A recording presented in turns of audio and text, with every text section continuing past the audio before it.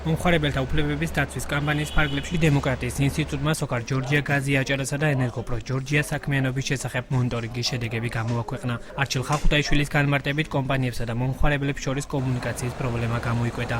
მისი ინფორმაციით მრიცხველებზე ცხელი ხაზის ნომერი არ არის მითითებული. მომხმარებლები კი კომპანიის შესახებ საჭირო ინფორმაციას ვებგვერდიდან ვერ იღებენ. სოკარ ჯორჯია გაზი აჭარას მომსახურების ოფისების სიმრავლე მომხმარებლებში უკმაყოფილებას იწვევს. შესწავლილი იქნა სტანდარტული პირობები მომხმარებელთან ურთიერთობის საიტზე, მაგალითად, აჭარის რეგიონული ფილიალების თანამშრომელთა შესახებ ინფორმაციის დადება ან ელემენტარული ონლაინ კონსულტაციის არსებობა თუ მათთვის ემხება პრობლემას წარმოადგენს, ეს მათი პრობლემაა. გარდა ამისა, გამოიკვეთა კონკრეტული პრობლემები, თქვა სოკართან მიმართებაში, სამი ოფისის თაობაზე, სადაც მოქალაქეებს მთელი ქალაქში ასე თქვა ცირბილი უწევთ, სანამ აბონენტად ჩაერთვებიან.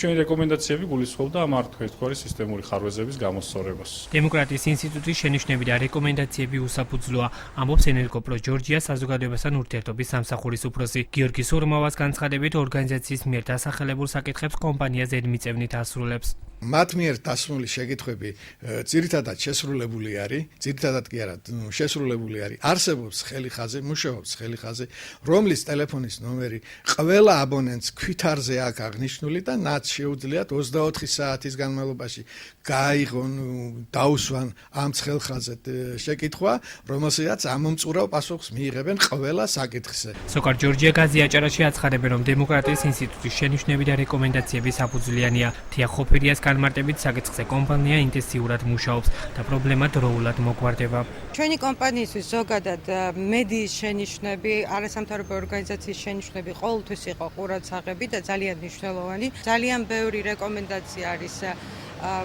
ჩემის აზრით ძალიან სწორი და ყურადსაღები.